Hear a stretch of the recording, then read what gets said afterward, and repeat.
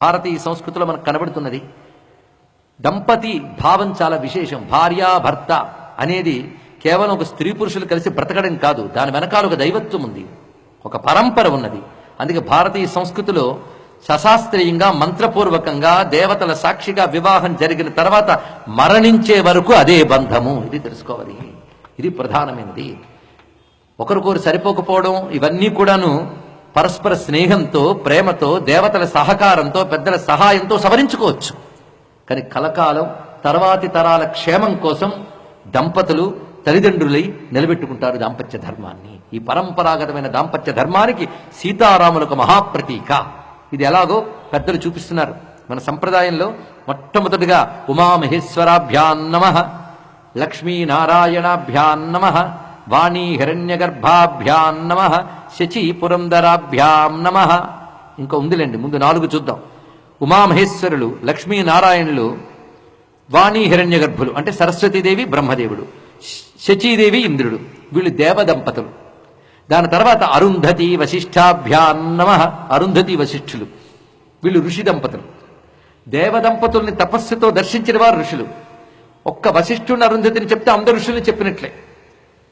దీన్ని బట్టి మానవులు పశువుల్లా బ్రతకకుండా దైవత్వంలోకి వెళ్ళాలి అంటే దేవదంపతులు ఎలా ఉన్నారో అటువంటి దివ్యత్వం మానవులకు కూడా రావాలి అని ఆ దాంపత్య ధర్మాన్ని ఋషులు మానవ జాతికి బోధించారు. ఇది తెలుసుకోవాలి. అందుకే ముందు దేవదంపతుల్ని నమస్కరించి తర్వాత ఆర్ష దంపతులు అనగా ఋషి దంపతులు నమస్కరించాం. ఇప్పటివరకు అయింది కదా. ఇక తర్వాత మానవ దంపతుల్ని చెప్పుకోవాలి. మానవ దంపతులు అంటే ఎవరిని చెప్తారు? సీతారాముల కంటే ముందు పెళ్లిళ్ళు కాలే. నలచక్రవర్తి, దమయంతి, అలాగే రఘుమహారాజు ఇత్యాదులందరూ కూడాను. వీళ్ళ గురించి ఎందుకు చెప్తున్నారు అంటే సీతారాములు మానవ దంపతులకి వాళ్లే ఆది, ఇక ఋషి దంపతులు వాళ్లే, దేవదంపతులు వాళ్లే. అందుకు ముందు దేవదంపతుల్ని చెప్పారు. ఉమామహేశ్వరాభ్యాం నమః, లక్ష్మీనారాయణాభ్యాం నమః, వాణీ హిరణ్యగర్భాభ్యాం నమః, శచీ పురంధరాభ్యాం నమః. తర్వాత ఋషి దంపతుల్ని చెప్తున్నారు. అరుంధతి వశిష్ఠాభ్యాం నమః. ఆ దైవత్వాన్ని, ఈ ఋష్యత్వాన్ని మానవత్వంగా తీసుకువచ్చి మానవ జాతికి దాంపత్య ధర్మం యొక్క గొప్పతనాన్ని మరొకసారి చాటి చెప్పిన సీతారామాభ్యాం నమః. అక్కడితో పుట్టుతోంది దాంపత్య ధర్మం యొక్క విశేషం. అందుకే అరుంధతి వశిష్ఠాభ్యాం నమః, వెంటనే శ్రీ సీతారామాభ్యాం నమః, తర్వాత సర్వేభ్యో మహాజనేభ్యో నమః. ఇది మన పెద్దవాడు పెట్టిన సంప్రదాయం. దాంపత్య ధర్మం సీతారాముల దగ్గర పండింది. అదొక్కటి మనం గ్రహించగలిగితే భారతీయ సంస్కృతికి దాంపత్య ధర్మం విశిష్టమైనటువంటిది. ఈ మధ్య అమెరికాలో ఒక అంశం జరిగింది.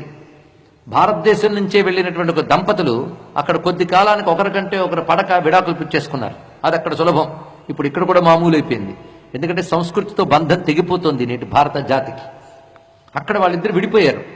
కానీ రామకృష్ణ మిషన్కు సంబంధించిన ఒక మహాత్ముడు వెళ్ళి అక్కడ రామాయణం చెప్తూ ఉండగా వాళ్ళకు కొంచెం దైవభక్తి ఉంది.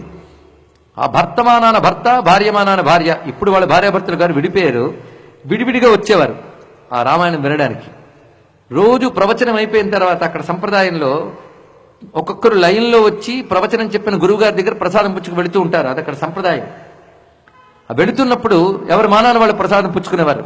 9 రోజులు ప్రవచనం జరిగింది. 9వ రోజున ఇద్దరు కలిసి ప్రసాదం పుచ్చుకుని విడిపోయి బ్రతికిన మేము ఇవాళ రామాయణం విషయం తెలిసాక దాంపత్యం గొప్పతనం తెలుసుకుని మళ్ళీ కలిసేము అని మాటను ప్రకటించారు. అదే అండి రామాయణం.